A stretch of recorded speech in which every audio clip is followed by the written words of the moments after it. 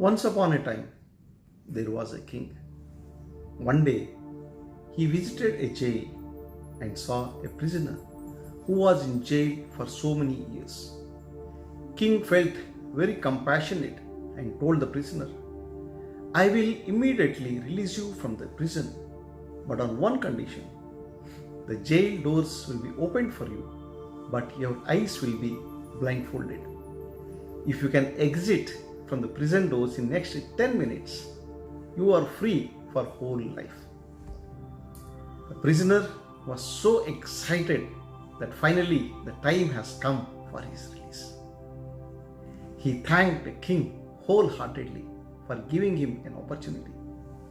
Soldiers have opened the gates of the prison, blindfolded the prisoner, and rotated him several times so that he cannot remember where the exit was.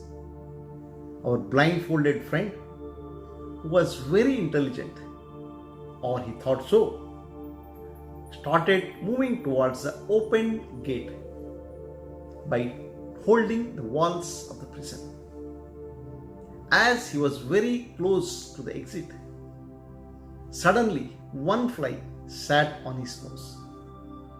The prisoner got distracted from his goal and started shooing the fly from his nose. By then, he missed the exit. He continued further by holding the walls of the jail, but when he was very close to the gate, again more flies sat on his nose. Our friend got completely distracted and was busy shooing those flies. In this process, he missed the exit again. This continued again and again, and he missed the exit again and again as he was busy with the flies. Finally, his time is finished and he stayed back in the prison forever. My dear friends, the message from this story is, if we are not focusing on our goal and get distracted by so-called flies, our failure is inevitable. The prisoner wasted his intelligence behind those flies and wasted his opportunity. Without the right knowledge, we are suffering in the jail of ignorance. As students, your prescribed duty is to focus on acquiring the right knowledge, and your goal is to get out of the jail of ignorance. Doors to get out of this ignorance were already opened by our gurus, like the king has opened the gate for prisoner.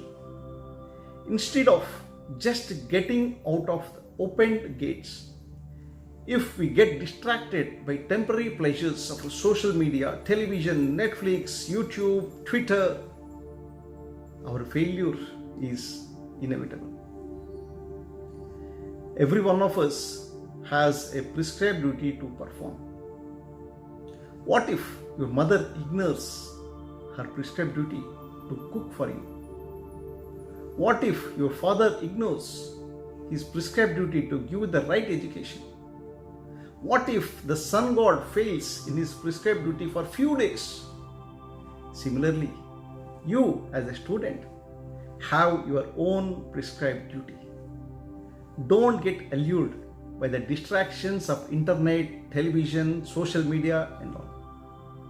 The pandemic, Corona, taught us a wonderful lesson of social distancing. Let us apply this principle of social distancing even for social media distancing. Keep distance from the unwanted and useless stuff on the web. Otherwise, we will be distancing physically only from coronavirus, but getting closer to even most dangerous pandemic viruses. Internet is World Wide Web. Once you are stuck in that web, it is very difficult to escape. Internet is not bad, but addiction to internet which makes it bad. Your mind always tricks you, saying it's okay to watch this website for a while. But my dear friends, Maya is very strong. It makes you to get addicted. With so much of unwanted, stinking and useless stuff, the world of internet is like a stinking public toilet. Can you imagine staying there forever and keep enjoying the stinking public toilet? Finish your work and get out of that public toilet. That's why Lord Krishna says in Bhagavad Gita, Bandhuratmatmanastasya enatmaivatmana jitaha anatmanastu shatrutve vartaitatmaiva shatruvat. For him who has conquered the mind is the best of friends. But for one who has failed to do so, his mind will remain the greatest enemy. My dear friends, next week we'll meet again with a simple but most effective process of conquering the mind. Till then, stay safe and focus on your prescribed duty.